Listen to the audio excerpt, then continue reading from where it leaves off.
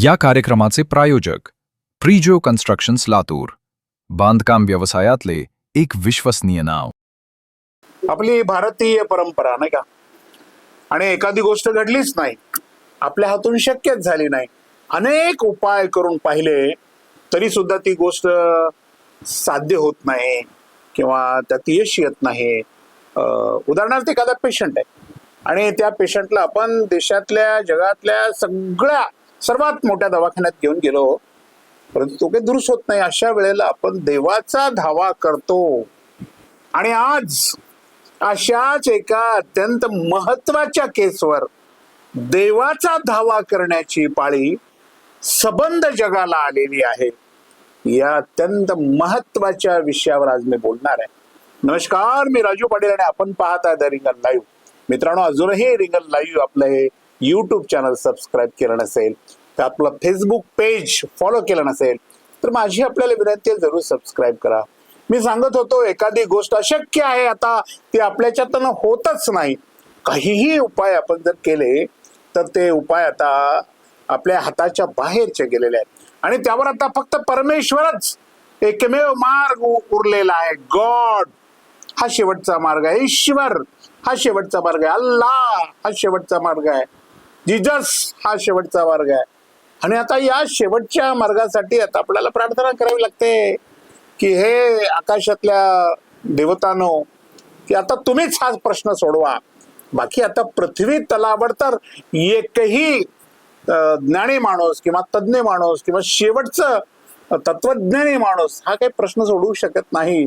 तेव्हा आता तुम्हीच तुमचा एखादा दूत या पृथ्वीवर पाठवा आणि हा प्रश्न सोडवा, अशी म्हणण्याची वेळ माझ्या सहित देशातल्या सर्व पत्रकारांच्या वर आलेली आहे. आणि मग आता आम्ही पत्रकार मंडळी परमेश्वराचा धावा करतो. त्यातही आमचे जे पूर्वज आहेत पत्रकारितेचे, त्या देवर्षी नारदाला आज आम्ही प्रार्थना करणार आहोत की हे देवर्षी, आम्ही आता सगळे थकलो, भारतातले थकले, अमेरिकेतले थकले, सगळ्या जवळपास 100 देशातले पत्रकार थकले. आता तुम्हीच काहीतरी यावर उपाय करा, किंवा देवर्षी नारद तुम्ही एक काम करा, आम्ही आपल्याला सर्वजण आपल्या चरणावर नतमस्तक होऊन प्रार्थना करतो. आम्हाला वाचवा, आमची प्रतिष्ठा वाचवा, आमचा व्यवसाय वाचवा, आमची पत्रकारिता वाचवा, आमची निष्ठा वाचवा. सत्यासाठी आम्ही सगळे लोक काम करतोय असा जो समाज आहे, या समजाला उजाळा द्या. देवर्षी नारद, आपण पृथ्वीवर या, अशा पद्धतीची प्रार्थना आज आम्ही करतोय. तर आपण म्हणाले कशासाठी प्रार्थना करतोय, की आपल्या या पृथ्वीवर किंवा आपल्या देशामध्ये एक अत्यंत मोठी हस्ती आपल्या देशामध्ये आहे. इतकी मोठी आहे की देशातल्याच नव्हे तर जगातल्या कुठल्याही पत्रकाराच्या प्रश्नाला ते डुंकून सुद्धा बघत नाहीत, चेहरा सुद्धा असा पाठीमागे करत नाहीत. उत्तर देण्याचं तर दूरच राहिलं. आणि ते आहेत आपल्या देशाचे आदरणीय पंतप्रधान नरेंद्रजी मोदी साहेब. खरं म्हणजे आपण मोदीजींना विश्वगुरु म्हणतो. आपला देश हा लोकशाही देश आहे. जवळपास 150 कोटी जनसंख्या असलेल्या आपल्या देशाचे आदरणीय पंतप्रधान आहे.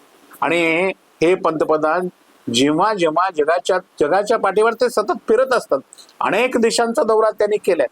त्यातून काय निर्माण झालंय, काय हसील आपल्याला साध्य झालंय, ही गोष्ट बाजूला आपण ठेवली तर त्यांचे सातत्याने दौरे चालू असतात.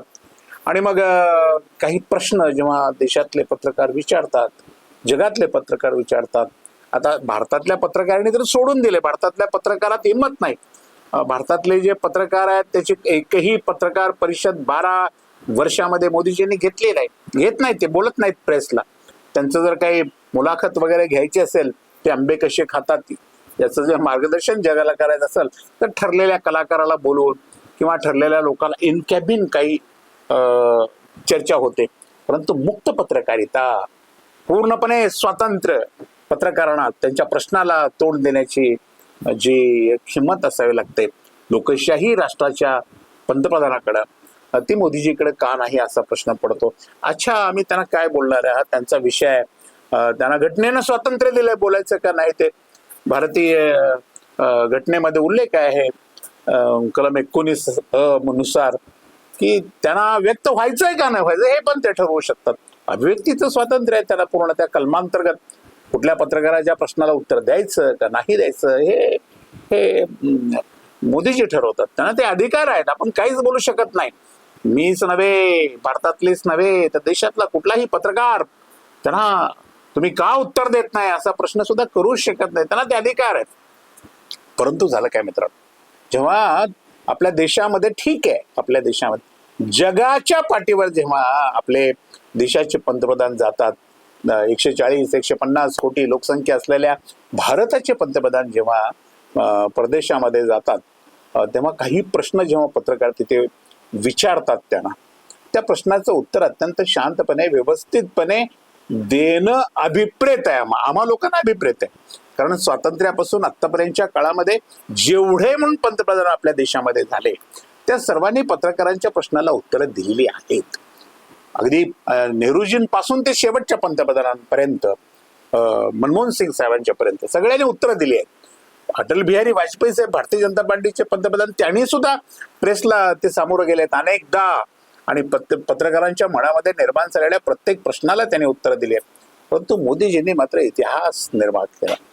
जगाच्या पाठीवर असा लोकशाही राष्ट्राचा असा एकमेव आपला जो नेता आहे, आपले जे पंतप्रधान आहेत, आदरणीय पंतप्रधान, ते एकमेव असे आहेत की ते कोणाच्या ऐऱ्या गेऱ्याच्या प्रश्नाला उत्तर देत नाहीत. आपण पाहतोय टीव्हीवर डिबेट चालू आहे की कोणाच्या प्रश्नाला उत्तर द्यायचं, कोणाच्या नाही द्यायचं हे पंतप्रधान ठरवतील, किंवा आपलं परराष्ट्र व्यवहार खातं ठरवेल, किंवा तिथली संबंधित देशामधलं जे आपलं पूर्णपणे तिथे आपले अधिकारी वर्ग आहेत ते ठरवतील. असं काहीतरी सध्या चर्चा चालू आहे. मोदीजींचं ब्रँडिंग नेहमीप्रमाणे मोदी मीडिया करते, करू द्या, त्यांना ते अधिकार आहे.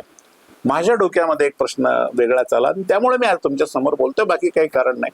म्हटलं मोदीजी कोणाच्याच प्रश्नाला उत्तर देत नाहीत. आता बघा, जगामध्ये प्रेस फ्रीडम मध्ये नॉर्वे हा जो देश आहे तो जगात पहिल्या क्रमांकावरचा देश आहे आणि आपला जो देश आहे तो 157व्या क्रमांकावर आहे. असू दे, तेही बाजूला ठेवा. आपण 57 गेलो काय आणि 200ला गेलो काय त्याचा काही फरक पडत नाही. आपल्याला कशाचाच अलीकडे फरक पडत नाही. त्यामुळं त्या क्रमांकाचाही प्रेसच्या स्वातंत्र्याचा क्रमांक कितवा आहे जगामध्ये याला महत्व असतं. जगामध्ये खूप महत्व असतं. लोकशाही राज्यामध्ये, लोकशाही देशासाठी तर हा महत्वाचा मुद्दा असतो. पण नाही असे मुद्दे महत्वाचे नाहीच आहेत. बाजूला ठेवा, हे सगळे बाजूला ठेवा. मला एक डोक्यात एक विचार आला की अरे म्हणले मोदीजी प्रश्न कोणालाच उत्तर देत नाहीत. हे कोणाला उत्तर देतील तर कोणाला शेवटी? कोणता असा पत्रकार आहे देशामध्ये, जगामध्ये की त्याच्या प्रश्नाला मोदीजी फेस करतील, त्याला उत्तर देतील, आपली भूमिका मांडतील? मला तर जगाच्या पाठीवर कोणीच दिसला नाही. आपल्या देशात तर नाहीच नाही, जगात बी कोणी दिसला नाही.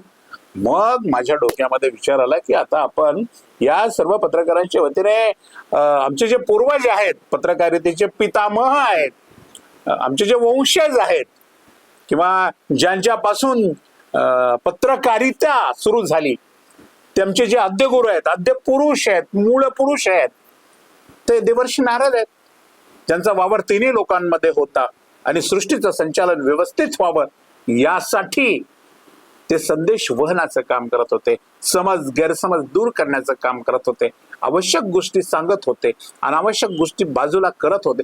देवर्षी नारद हे एक अत्यंत महत्वाचं काम ते तत्कालीन काळामध्ये, तत्कालीन युगामध्ये करत असल्याचं अनेक पुराणांच्या मधून आपण वाचलेलं आहे. खास करून नारद पुराण आपण जर वाचलं असेल तर त्यातूनही वाचलंय. मग माझ्या डोक्यात कल्पना आली की आपण काय करूया, आपण आपल्या नारदांनाच आपण हाक देऊया. की कसं आहे, आता मोदीजी तर एके ठिकाणी असं त्यांच्याच भाषणात बोलले होते की मी बायोलॉजिकल नाही असं ते म्हणाले होते, नॉन बायोलॉजिकल आहेत असं त्यांचं एक विधान होतं. आता ते असू शकतं, आता आपल्याला काय माहिती, आता एवढा मोठा नेता आहे तर असा परमेश्वराचा अवतार वगैरे असू शकतो, किंवा त्यांच्यामध्ये परमेश्वराचा देवाचा अंश असू शकतो, नाही कशाला म्हणायचं.